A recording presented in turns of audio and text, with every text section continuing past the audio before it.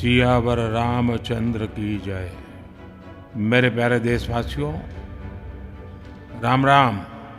मेरा सौभाग्य है कि मुझे भी इस पुण्य अवसर का साक्षी बनने का अवसर मिल रहा है। आज कांग्रेस ने अगर प्राण प्रतिष्ठा की समारोह की बाइकॉट किया है तो साफ दिखता है कि हिंदुस्तान की जनता भी आने वाले समय में इनका बाइकॉट ही करने वाली है। जो मंदिर का निर्माण ही पूरा नहीं हुआ, वहां कभी प्राण प्रतिष्ठा किसी मूर्ति की नहीं होती, इसके अशुभ माना जाता है। देखिए, निर्माण तो इसको नहीं कह सकते, ये तो जीर्णोद्धार है। लेकिन जो राजनेता हैं उनकी ज़रूरत है कि सामने चुनाव है, तो वो चाहते हैं कि हर जगह से हम चुनावी राजनीति में जो लाभ लेना बनता है वो ले लें, इसलिए उनकी मजबूरी है। इस समय देश में राम नाम की गूंज है। चारों तरफ जय श्री राम के जयकारे गूंज रहे हैं। देशवासी 22 तारीख का बेसब्री से इंतजार कर रहे हैं। इसी बीच पीएम मोदी अयोध्या के राम मंदिर में प्राण प्रतिष्ठा समारोह से पहले आज से 11 दिन का विशेष अनुष्ठान शुरू कर रहे हैं। प्रधानमंत्री मोदी ने इस विशेष अनुष्ठान पर अपना विशेष संदेश जारी करते हुए देश की सभी जनता जनार्दन से आशीर्वाद मांगा है। पीएम मोदी ने एक्स पर पोस्ट कर कहा, अयोध्या में रामलला की प्राण प्रतिष्ठा में केवल 11 दिन ही बचे हैं। मेरा सौभाग्य है कि मैं भी इस पुण्य अवसर का साक्षी बनूंगा। मेरा सौभाग्य है कि मुझे भी इस पुण्य अवसर का साक्षी बनने का अवसर मिल रहा है। ये मेरे लिए कल्पनातीत अनुभूतियों का समय है। मैं भावुक हूं, भाव विह्वल हूं। देश में राम नाम की लूट है तो इधर सियासत भी लाचार है। जो कांग्रेस पार्टी राम मंदिर का ताला खुलवाने का दावा करती है, जो सर्वधर्म संभाव की बात करती है, जो हिंदू होने का दावा करती है, अब उसी कांग्रेस पार्टी ने अयोध्या में राम मंदिर के प्राण प्रतिष्ठा समारोह में शामिल होने से इनकार कर दिया।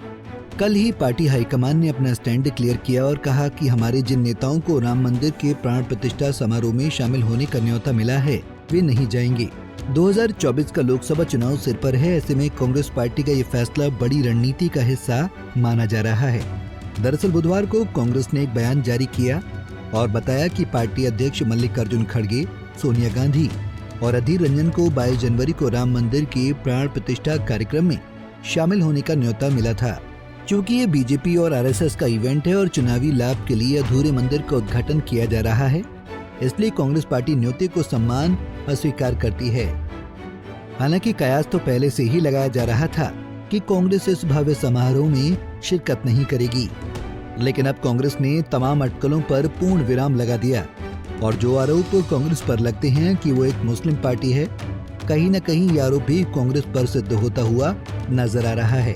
कांग्रेस के पास अभी मौका था खुद को हिंदू का रक्षक साबित करने का, लेकिन कांग्रेस यहाँ भी विफल हो गई और बीजेपी चाहती भी यही थी कि कांग्रेस न आए और इस कार्यक्रम का लाभ पूरी तरीके से हमें मिले।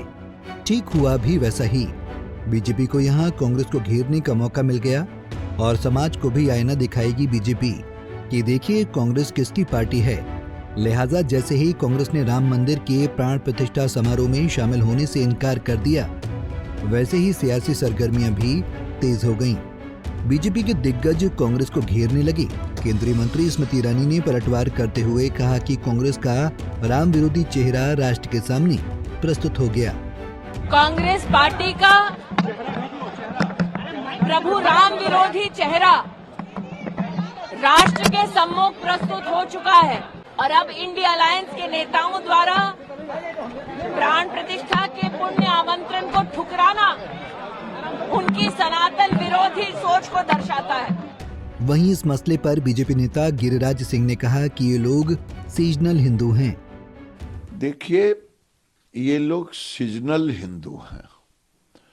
जब इनको लगता है कि हमें वोट लेना है तो सॉफ्ट हिंदू बनने की कोशिश करते हैं।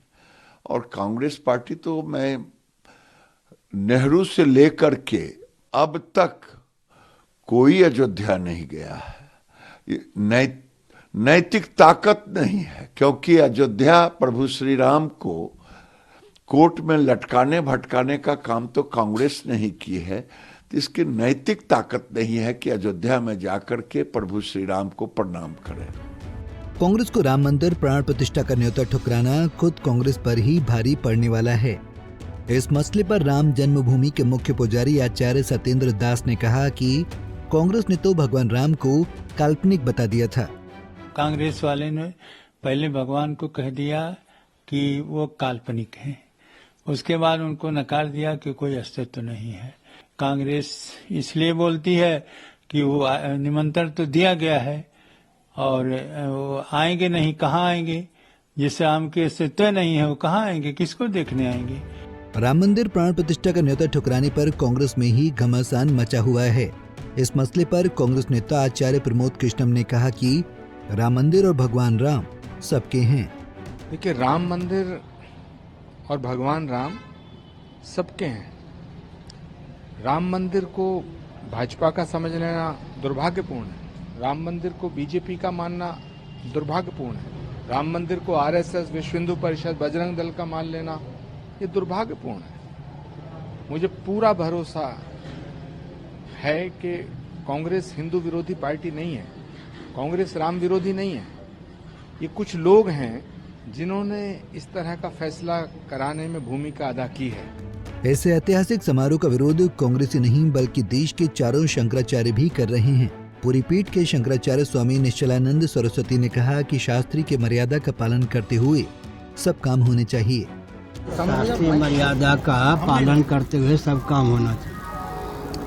और राम जी सेकुलर नहीं है, शास्त्रीय पक्ष का ध्यान रखते हुए शास्त्र सम्मत विधा से ही प्रतिष्ठा होनी चाहिए और पूजन का भी क्रम होना चाहिए, अन्यथा देवता का जो तेज है तिरोहित हो जाता है। लिहाजा कांग्रेस के पास अभी मौका था राम मंदिर के प्राण प्रतिष्ठा कार्यक्रम में शामिल होकर एक हिंदुत्व की राजनीति का मिसाल पेश करने की, लेकिन कांग्रेस यहाँ भी विफल हो गई। चुनाव के समय में भले ही कांग्रेस के दिग्गजों ने खुद को हिंदू हितैषी बताने की कोशिश की हो, चाहे वो कमलनाथ हो या फिर डी.के. शिव कुमार, लेकिन आज कांग्रेस के इस फैसले ने सब धूमिल कर दिया। अब देखना ये होगा कि कांग्रेस का ये फैसला 2024 में उसके लिए कितना भारी पड़ता है। Bureau report, Punjab Kesari TV. हमसे जुड़े रहने के लिए हमारे YouTube चैनल को सब्सक्राइब करें और नई वीडियो की नोटिफिकेशन के लिए बेल आइकॉन को दबाएं।